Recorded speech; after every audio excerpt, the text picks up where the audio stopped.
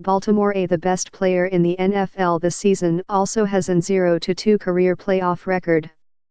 But nobody needed to explain that to Lamar Jackson in the wake of the startling upset loss by the Baltimore Ravens to the Tennessee Titans, 28-12, on Saturday night.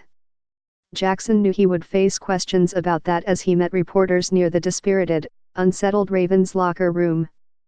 Jackson had spent the previous week insisting that his clumsy, error-filled playoff debut last season was irrelevant to Saturday's matchup with the Titans.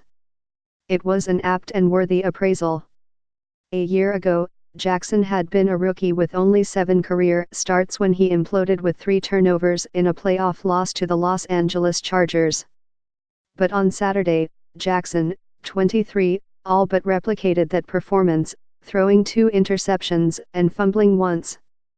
The most unstoppable force in pro football during the regular season, the prohibitive favorite to win the league's Most Valuable Player award, made misplay after misplay.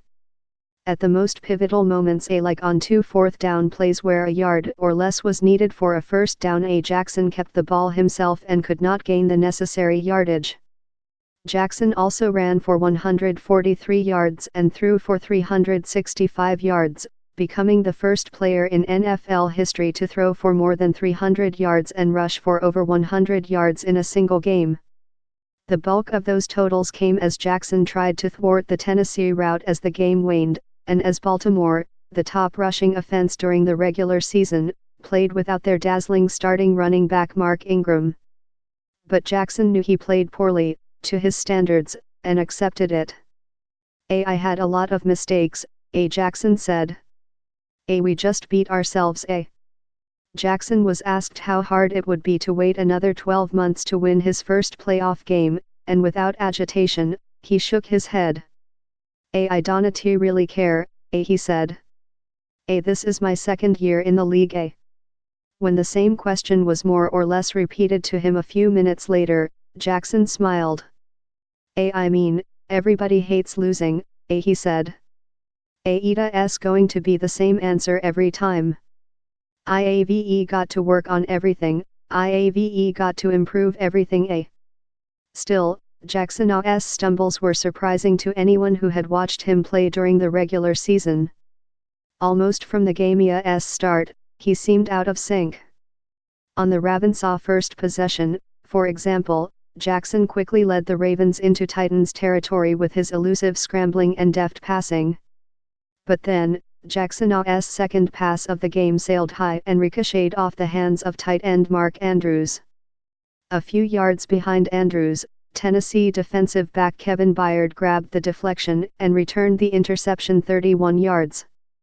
At the end of the play, Jackson was penalized for unnecessary roughness during a sideline tackle of Byard. Soon, Tennessee had a 7-0 lead it never relinquished.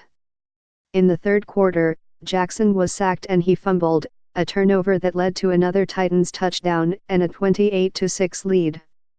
Near the end of the third quarter, Jackson underthrew his receiver Miles Boykin on a long pass across the field and was intercepted by Titans cornerback Kenny Vaccaro. Baltimore was unraveling.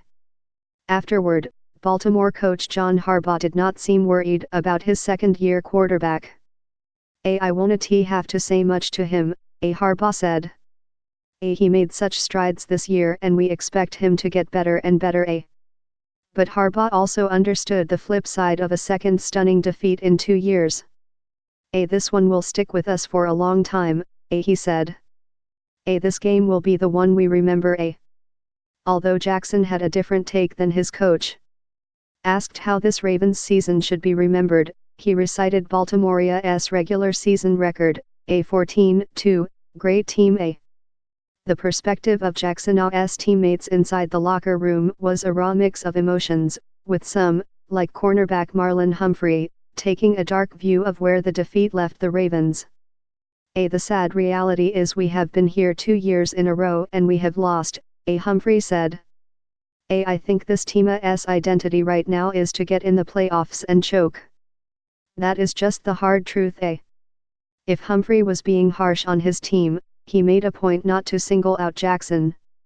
No one in Baltimore locker room did, aware that the team's overall number 1 seed in the playoffs relied heavily on Jackson's brilliant regular season.